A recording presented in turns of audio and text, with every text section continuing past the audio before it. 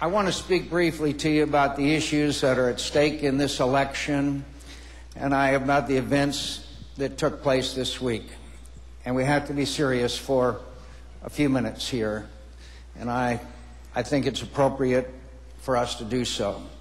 As you know, over the past several days, we've seen that international aggression is tragically not a thing of the past. We thought we'd put a lot of that behind us at the end of the 20th century, but now we find it rearing its ugly head in the 21st. The small nation of Georgia has been subject to Russian attacks that threaten its very existence.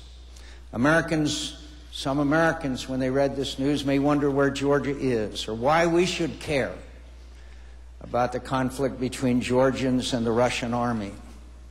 It's, after all, a small and remote and obscure place, but history is often made in remote, obscure places, and it's being made in Georgia today. Georgia itself, my friends, a long and remarkable history. It was a 4th century convert to Christianity, one of the first nations on earth to convert to Christianity. You go to Georgia, as I have on several times, you'll see churches that go back to the 4th and 5th century. And it's been a part of the grand sweep that compromises Western civilization, but because of their location, their history hasn't been easy. Through the centuries, it's seen invasions and attacks from Mongols, Russian, Turks, and Persians. And through it all, they maintained their language, their cultural identity, and their national pride. And as you know, they were part of the Soviet Union, the then Soviet Union, and were able to achieve their independence when the Soviet Union disintegrated. And they're facing terrible trials today, but they'll get through this too.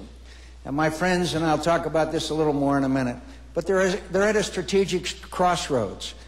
There's a pipeline, an oil pipeline, Baku-Tblisi and Ceyhan, which brings oil from the Caspian to points west and traverses Georgia. That's the very pipeline that the Russians tried to bomb.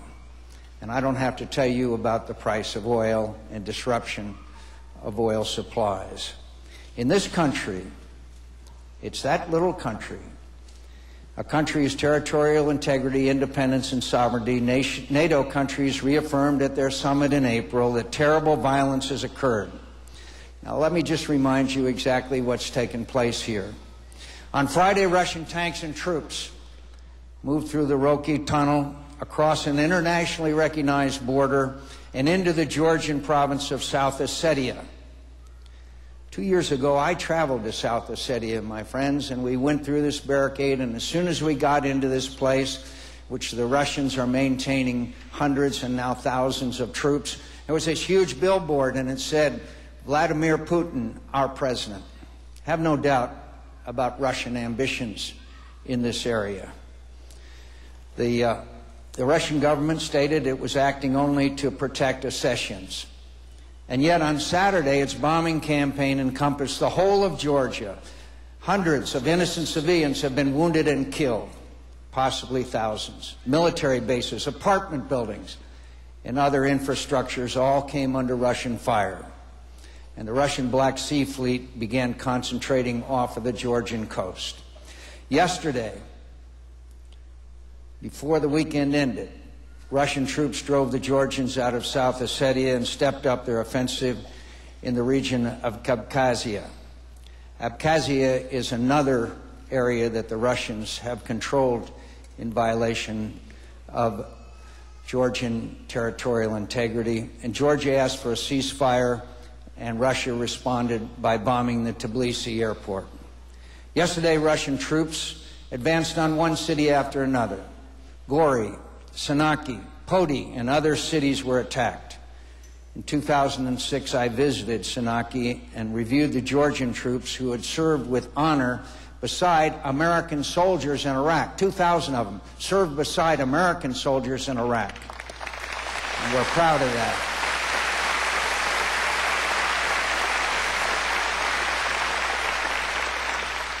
President Medvedev stated that he has halted the offensive, but reports indicate that Russian military forces have continued attacks in some areas, and the situation remains fluid and dangerous. Foreign Minister Lavrov announced that Russia seeks regime change in Georgia and that its democratically elected president, quote, better go. In the face of this threat, the leaders of Poland, Estonia, Lithuania, Ukraine, and Latvia, you know, there's a common thread there amongst them. They all suffered under Soviet domination. They've all announced that they'll travel to the region, and the French president is in Moscow in an attempt to help resolve the crisis. They understand that it's the responsibility of the leading nations of the world to ensure that history continues to reform and make progress toward respecting the values and security of all free people. This is the situation in Georgia as we meet here this morning. The impact of Russian actions goes beyond their threat to a democratic Georgia. Russia has used violence against Georgia to send a signal to any country that chooses to associate with the West and aspire to our shared political and economic values. My friends, we learned at great cost the price of allowing aggression against free nations to go unchecked. With our allies, we must stand in united purpose to persuade the Russian government to withdraw its troops from Georgia. There must be an independent international peacekeeping force in the separatist regions, and we should ensure that humanitarian aid can be airlifted to Georgia's capital and stand ready to help our Georgian partners put their country back together. And we must make clear to Russia's leaders that the benefit they enjoy from being part of the civilized world require their respect for the values, stability, and peace of that world.